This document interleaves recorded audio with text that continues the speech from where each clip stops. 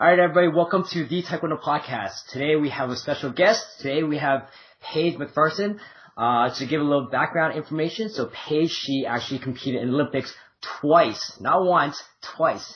2012, I believe she was a bronze medalist. Also competed at 2016 World Championships. 2015, I believe she got third place and second in 2017, correct? Yes. Alright, well that's just bare bone minimum. I'll let Paige kind of introduce herself and tell us everything about you. Alright, what's up guys? First of all, thank you for letting me be on this podcast. Thank you. Yeah, again, just being able to kind of break down my career, it's truly surreal. I'm truly grateful. Start off, I'm originally from Sturgis, South Dakota. I was born in Abilene, Texas, but I was adopted 2 days old, and I was taken to South Dakota with my rainbow family, they'd like to call us, just because there was 5 of us that were adopted from around the world. My 2 older siblings are part Native American, Caucasian. I have one of my oldest brothers is Korean. The reason why I started Taekwondo, myself, I'm Filipino, half Filipino. Yeah. Hey. And my little sister, she's from St. Lucia. So, I've just been around a lot of different personalities, a lot of different types of ethnicities, and just culture. And one of the reasons why I started Taekwondo, like I said, was because of my older brother Evan from Korea. He started Taekwondo because my parents put him into it.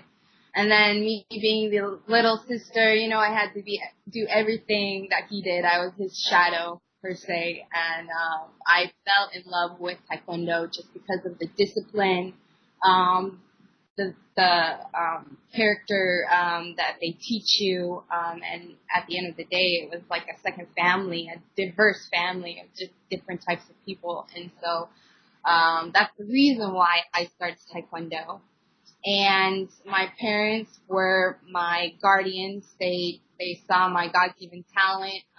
We went from, small state tournaments to national tournaments, and I ended up doing very, very well. Coming from such a small town, I didn't have as much confidence in myself when I was younger, just because, I didn't have all the resources that a lot of the other athletes from around the nation at that time had. But I definitely had a huge and strong support system, which was my family, my coach, my teammates. And they were really the reason why I became successful, because they worked their butts off and I was inspired by them and I worked my butt off. And God is good. I made national team when I was 18. The last year to make juniors, I finally made the national team. But ever since 18 years old, I was fortunate to make senior national team, and then I just kept going. So it's funny because this year, making national team, this was my 10th time being on senior national team. So just the journey has been long. Unexpected. I definitely didn't plan to be here, honestly, on my pursuit of my 3rd Olympics. But yeah, it's just been a journey. The first Olympics was 2012. In 2008, as soon as I graduated high school, I moved to Miami. I was recruited by Juan Moreno. He sought me at the Nationals, and he saw my talent, and he asked if I would be willing to go to Miami.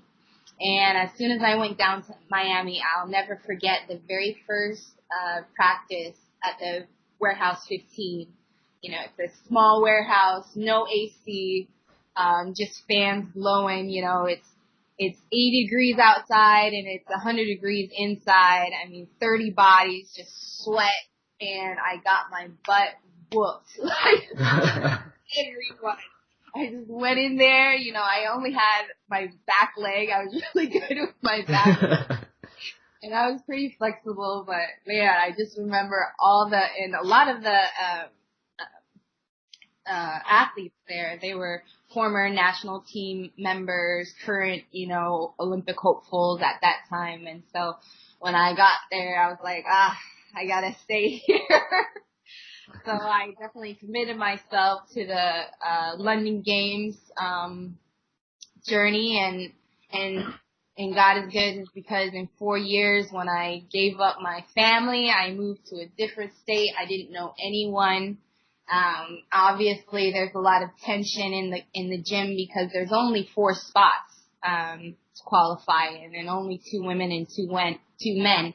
So you're bound to, cross paths with someone that you're training with that's in the same pursuit for the Olympics. And I was fortunate enough to be chosen based on my fighting performance in 2012. And it was one of the reasons why I was chosen was because I went down to featherweight and I made it all the way to finals to fight Diana Lopez at that time. And she ended up qualifying herself for the London Games. And they didn't know the second person, and just because of my track record, and I was also the runner-up for the featherweight division, they chose my division for welterweight, and that's how I got onto the 2012 Olympic team. So London itself was truly one of the best moments of my life. Again, it's in London. It was kind of like the first time ever being there as well. And it was such an amazing game. So I'm so spoiled because I hear all these other Olympic games and how they had kind of like challenging situations. Just London was honestly perfect. The best way I can explain it is it was like a Disney World for athletes. Everything was free for us. Everything in the Olympic Village, you'd see all these vendors and kiosks, and we just like had a little key and we swiped and we just get whatever we wanted. Even medical, if we didn't have our own medical team, which we did, there was free medical within the athlete village. So literally, people would be going and getting their teeth whitened. You know what I mean? Dang. That'd be so dangerous. I would literally be running around with a backpack, just like filling my backpack. Like, hold on, I'll be right back. I'm emptying out. I'll be right back. Yeah, no, but for real, that's what we did. We're like, oh my gosh, it's all like the first couple of days, you're like hoarding in your room, and then you realize that you have this the whole time you're there. And then, obviously you see these big names, LeBron James, Kevin Durant, Kobe was there, and then you also have Usain Bolt, you have, the gymnast, Gabrielle, and then, the volleyball players and everything like that. And so it was just honestly surreal to be around, just as, high caliber athletes in other different sports. It was one of the first times I ever actually got to be in an athlete village with other sports around. So it was really interesting and cool to be around such dedicated athletes. And then also, since we're a cutting weight sport, we love our food. So the food hall was it was like half a football field. Just different types of food from all the countries. So if you wanted Asian food, they had their authentic, Chinese, from China food, Korean food, Japan, and then you'd have the African, everything. Americans, when we were interested in going to our, vendor area, and then they'd have like burgers and fries. And on the side, and we're like, really? No. But, no, it was just surreal just to be around that. Again, everything's free. So we're like, hey coach, I'm going to China right now, get some food. Guys, let's go. And then we had even McDonald's, the full menu, just free. And we're just like, what is this? So again, it was just one of those surreal moments. And then going through the whole team processing where we get all of our Nike gear, Ralph Lauren gear. We got suitcases full of stuff that even since 2012, there's some things that I haven't even worn, just the amount of products that they give us. because obviously they want us to wear it. And then just the first time walking out into the opening ceremonies, I mean, it was just pure joy because myself, my coach, and my teammate Terrence Jennings, we made it. We made our first dream, going to the Olympics, and then just walking out on that stage representing something greater than ourselves. You know, all that dedication, that sacrifice, it was all worth it.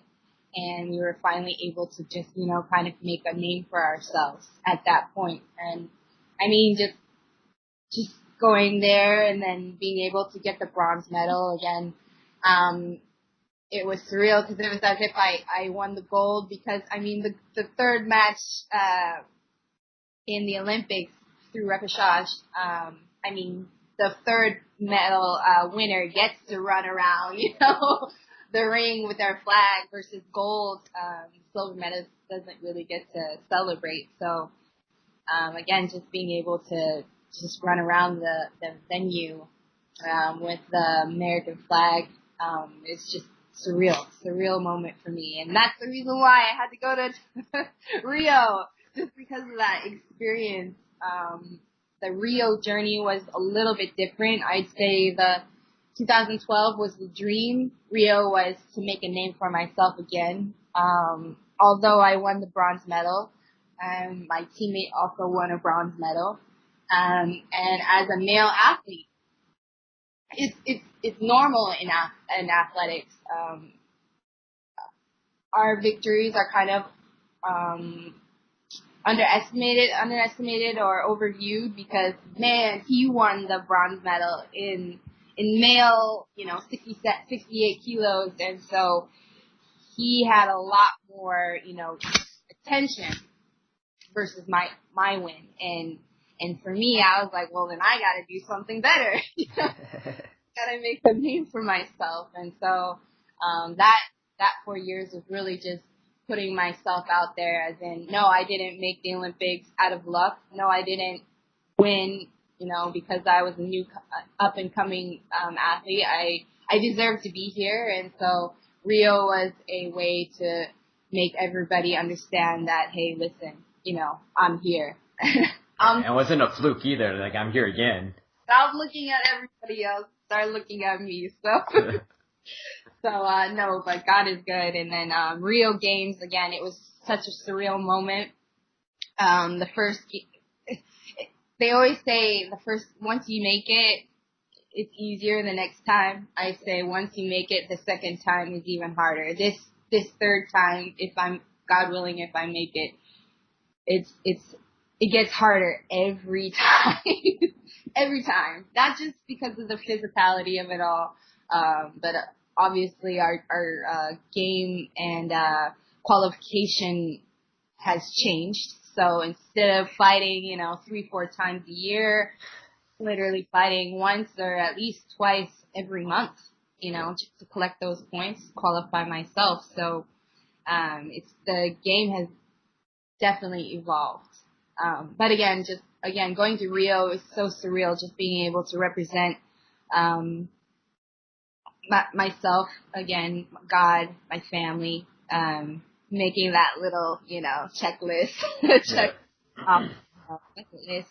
But fortunately, it wasn't for me. I lost my very first fight, and it was such a hard loss for me because as soon as I made that Rio team, I mean, I gave it my all. I trained so hard, 3 times a day. You know, even before if other people weren't there, I did everything I could within my power to get that gold medal.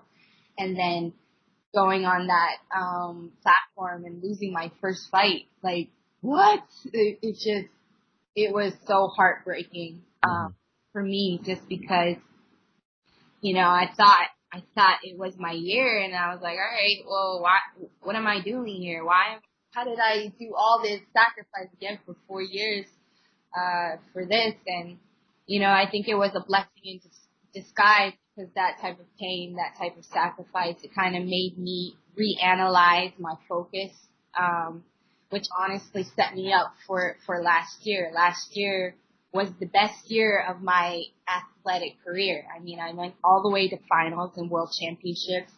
Welterweight is arguably one of the hardest female weight divisions right now in the game, and I was able to make it to the finals. I medaled in Grand Prix, and I was always in the finals in all the opens. And I mean, in these types of opens, I mean, it's everybody that I fight on the Olympic level. So I had beaten, Olympic medalists, close to the champions and everything like that. So I think I needed that life lesson in Rio to get me further through the pain, to get me to where I am today.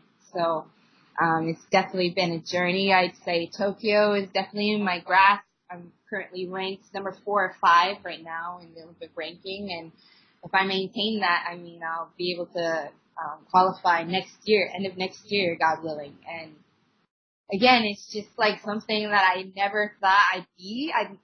Everybody thought I was done after Rio, even me sometimes, but I trusted in my grind and kind of felt out my journey to Tokyo. And man, it's been such a crazy ride right now. And so for that, we'll see. We'll see for Tokyo. I'm excited if I do qualify and make it. I'll be the first ever female USA competitor to go free Olympics. So that would be awesome. That would be.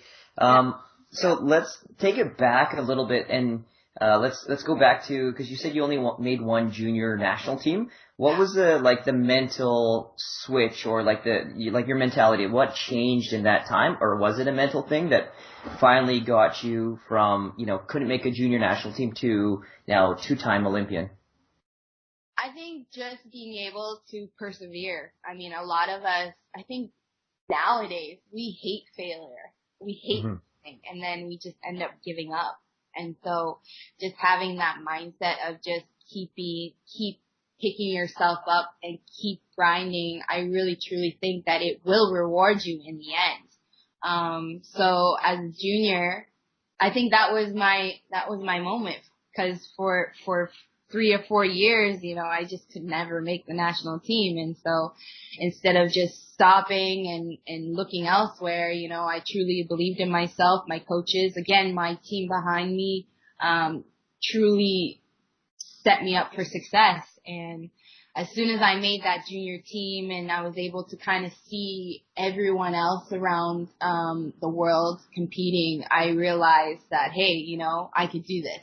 There's nobody else, that's doing something so dramatically different that why can't I just be in their position? So as a junior, I definitely gave it my all. I was able to win the gold at the Pan Ams, and that just gave me more confidence and understanding that, victories aren't always gonna be, immediate. It's gonna take a while, and it's gonna be a process. So I would always take the losses as learning lessons, and I'd take the wins, and I try to humble myself still and keep grinding and understanding that, just because I might be losing at that moment doesn't mean that I won't be victorious in the end. So. No, that's awesome to hear, that humbleness that you still have, even as, right now, USA Taekwondo's most accomplished athlete that's active. I think it's a great lesson. So myself, I'm a Taekwondo school owner, and I have these kids coming up, and that's an awesome thing to, that I could share with them as far as, the lessons that I learned through this podcast, and send it to them. Success is forever a learning journey. There's nobody in this sport right now that can say that they know everything about it. I mean, our sport is ever evolving, if not monthly. Like, man, another rule. Oh, they're taking this out. Oh, now we can't do this. I mean, so it's definitely a learning process. I think you have to be able to have that mindset, because if you think you know it all, you're gonna go into that ring and you're like, wow, what just happened? So, And at the end of the day, the one thing I love about this sport is that any given day, anybody can win. You know, it's so exciting to see the upsets in this sport, and it's always, occurring. For example, the last Grand Prix in Rome, this lightweight French fighter in my division made it all the way to finals, and I guarantee you, nobody would have thought she was gonna even get out of the first round, but she just had an amazing day, and she gave it her all. She made it all the way, and I mean, just kudos to her, man, because you never see that sometimes in major sports of upsets. It's always kind of like a fixed game. Mm-hmm. So that's one thing I love about this sport. So since 2016, how's your training evolved since then? So your training leading up to the 2016 games, now that you're kind of en route to the 2020 games. So how's your training evolved since then?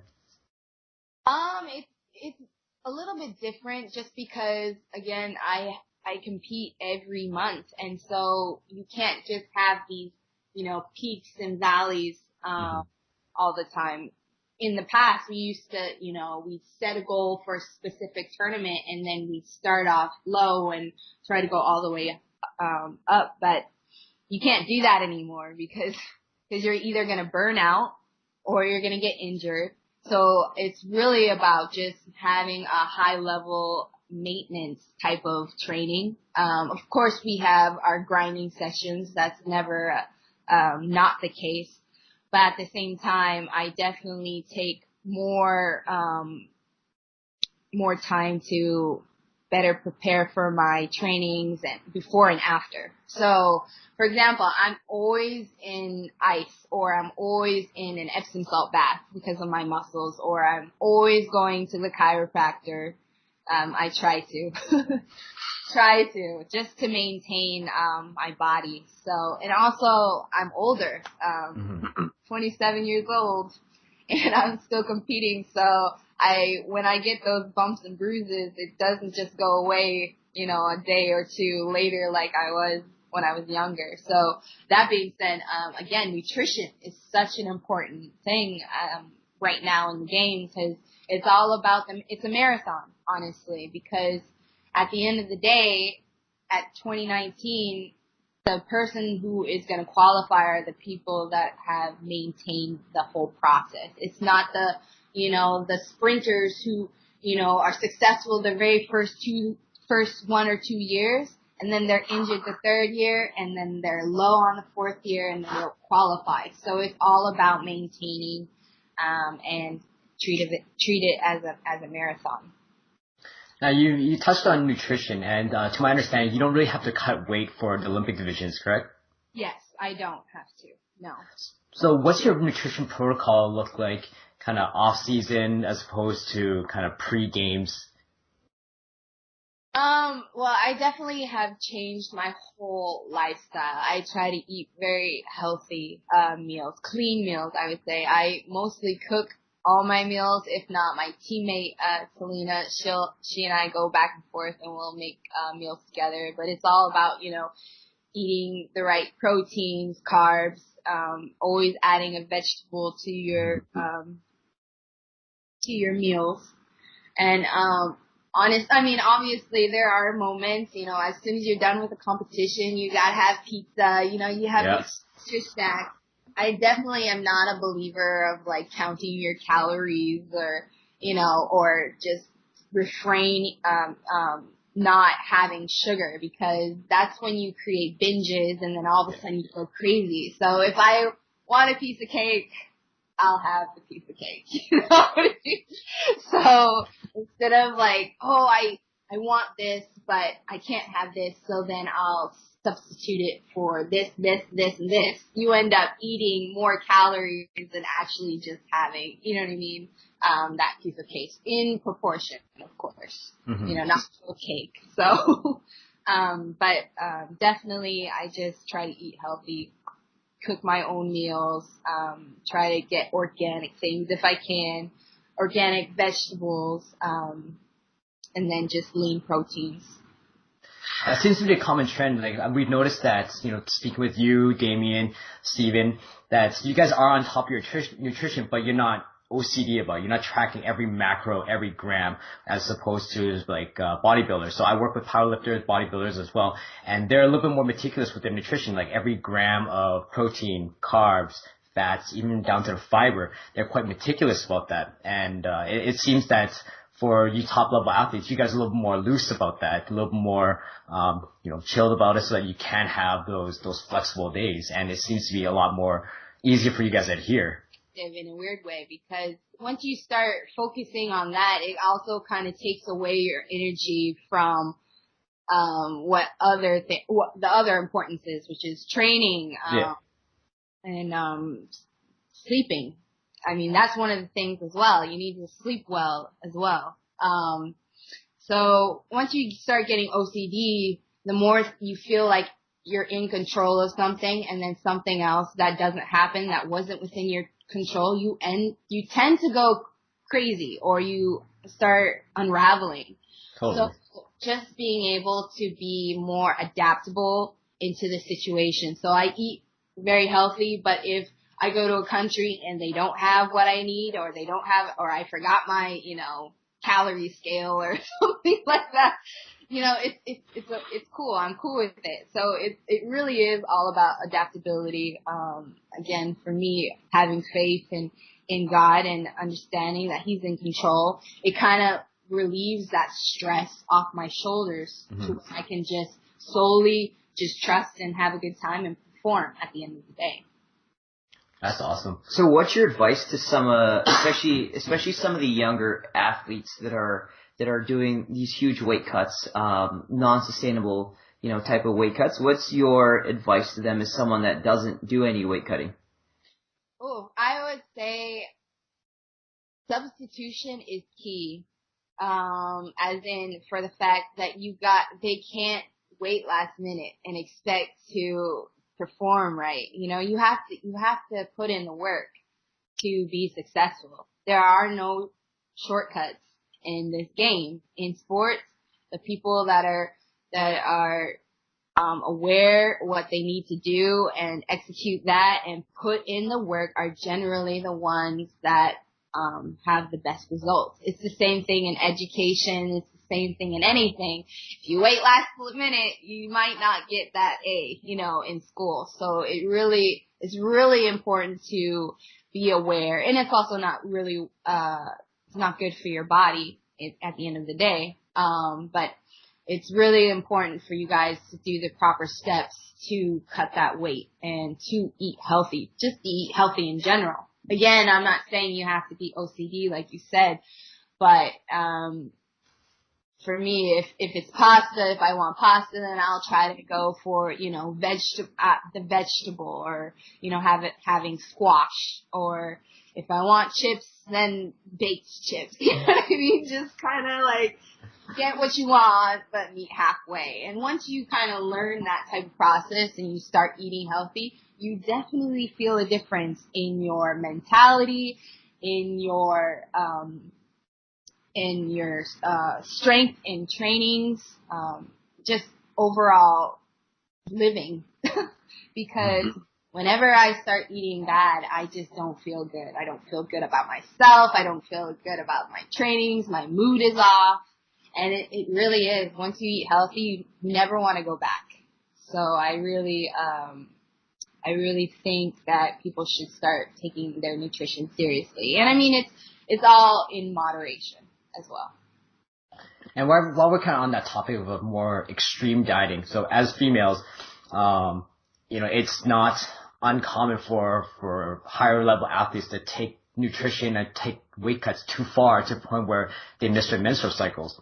We see this all the time in strength sports, anything with weight categories, especially powerlifting and especially bodybuilding, physique and stuff like that, where girls, they diet to the point where they're extremely lean and they end up not having their menstrual cycle. And we know that that's not good for longevity and long-term wise.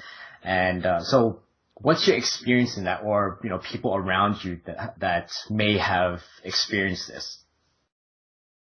It's definitely a question you have to take up with your coach, with yourself. You have to weigh all the pros and cons as to why you're even cutting to a weight that you do this to your body. Again, the long run future consequences probably outweigh the current, victories, but it's really something you have to talk with your coach. Again, I've known that women that have cut all that weight and they still don't necessarily perform to what they think they should do. A lot of people are cutting weight because it's kind of like a trend. Mm-hmm. They say, oh, well, so-and-so is cutting to this weight, so I should too. It really comes down to your game. If you are stronger and you perform better, why aren't you just, maintaining that weight? So at the end of the day, it really just comes down to what you and your coach thinks is best for you. And also if you're willing to go down to do that extreme. I mean, I've been there. I've gone all the way to featherweight. It was 20 pounds, 10 kilos of what I am right now. And I mean, for that experience, it is probably something I will never do ever again, unless it was, I don't know, I just have to go to a professional nutritionist and see if it was ideally possible for me to maintain that weight and then perform at a high level at the same time. So in my experience, when I cut down all the way to feather, I actually made it, the cutoff is 57 and I weighed in at 55 kilos. I was so small, and as soon as I was able to eat, I literally could not stop eating. And I swear that ever since that weight cut, I had a food eating disorder, as in I jumped like maybe 15 pounds in like a week, and my body was swollen and it just didn't work right. I ended up having hypothyroidism. I really think that was because of this weight cut. And then as soon as I was able over the years to get back to my normal regimen, that was when my body kind of started working again. So there are very drastic, serious situations in cutting weight like that. And again, if you and your coach think that's possible in a healthy way, then, by all means, good luck to you. But if there is a weight that's a little bit that you get to be heavier and you get to be stronger and you're more successful in it, why aren't you doing it? I mean, I think nowadays there's a lot of people, especially because of the WT new rule, the second weigh-in, a lot of people are doing well, successful in their natural weight, if not maybe 5 kilos under or something like that.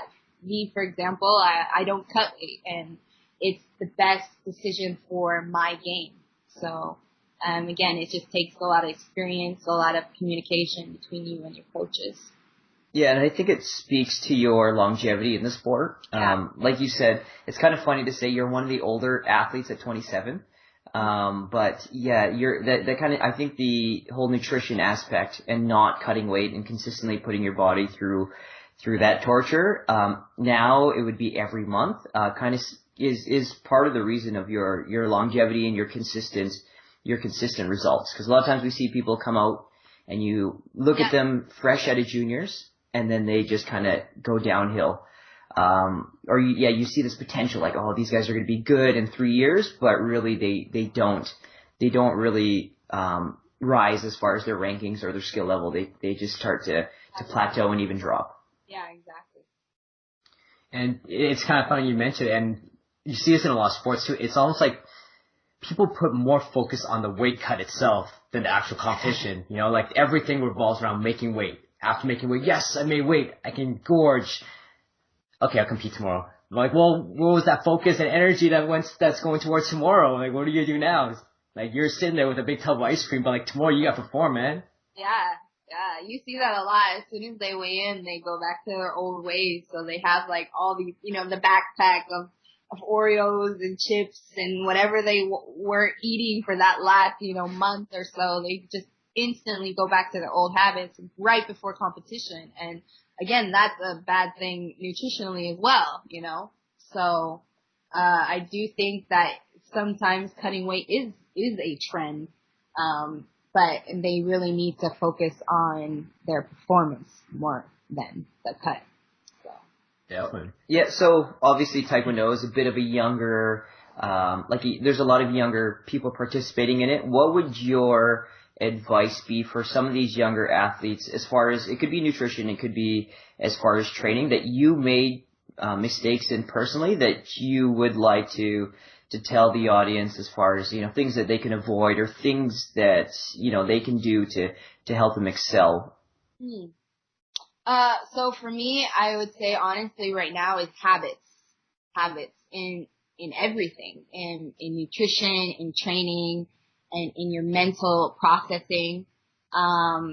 So for example, I train with maybe 20 people, and, we have, from beginners to, Olympic level, athletes in the, practices, and you definitely can tell a difference between the same practice where I personally think it was very, very hard, and then, the younger junior coming up is like, oh, that was good, that was fun, let's go play basketball right now. You know what I mean? So, I mean, it's definitely that mental change in your practices, as in, if you wanna fight hard, you gotta train hard, and that's a habit. So if you don't put in the work in the gym, you're more than likely not gonna be able to have the type of skill set and even stamina to withstand in the match. And I really think that if you create habits in the gym, it's always going to transition into the ring. And so, one of the things that I always see in my gym personally is people allow other people to get away with certain things. So for example, if we're stepping with somebody and they actually, and I let them kick my stomach, I mean, realistically in the match, that's a point. So my habit of allowing people to kick me, not being as aware, not being so serious, will actually translate into the ring. And so I always tell everyone, make sure when you're in the trainings that you're thinking as if you were in an actual match. So for me personally, whenever I train with anybody, no one's touching me. No one's kicking me. No one's scoring on me. When we're kicking paddles, I'm kicking that paddle as if I'm going to score on somebody's chest guard. And so that type of habit will allow me to, when I'm in the ring, it's just, second nature. I don't have to think about, now all of a sudden I have to think about people not kicking me, thinking about my cover. Now I have to think about certain things. It's already second nature because in practice, I was already thinking about those aspects. So that's one thing that I really think is important. The way you train in the gym is what's going to translate in the fighting. I think that's such a huge takeaway that's often overlooked.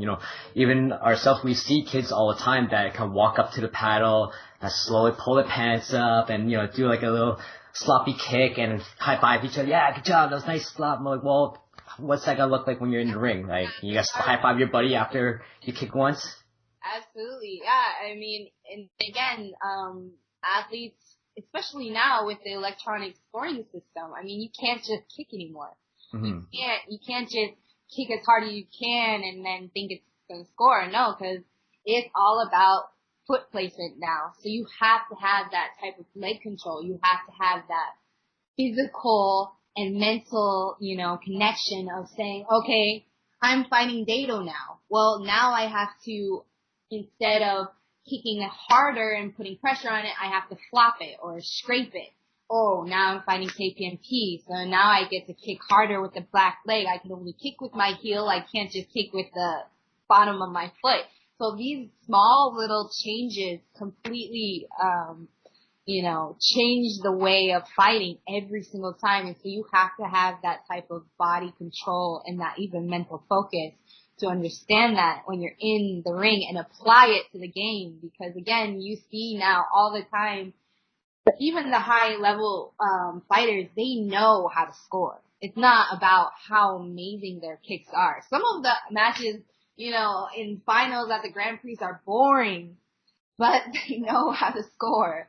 And so that's one of the things that you have to learn as an athlete, again, in the gym, is we can't just kick anymore. We have to learn to be able to kick, be well-rounded, but at the same time, we have to apply it to the electronic system. And I think a lot of us, we train, we kick hard, and we think that's enough.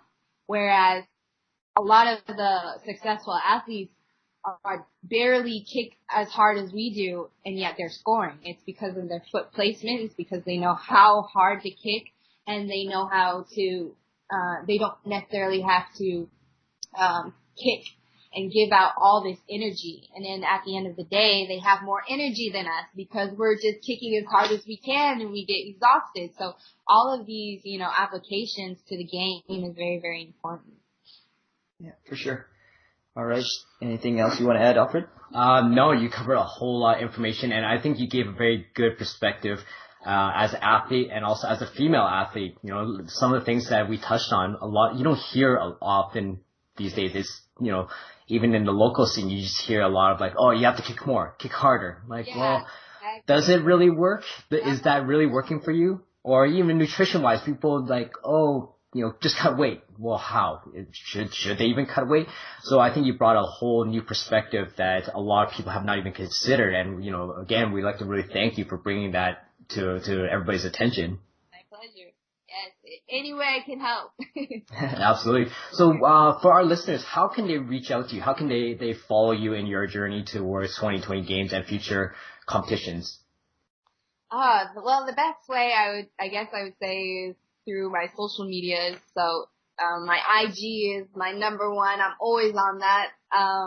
AKA _McPherson. McPherson is my nickname. Yeah, if you can follow me there. I mean, honestly, I have other people that add me on Facebook and they message me directly. I'm always somebody that, if you need any help, I'm always here for you. I think it's very, very important to give back to our sport, especially, as Americans. I want my national team members, my teammates to succeed as well. And so to help the new generation become number one, I mean, if there's anything, I'm always here. So.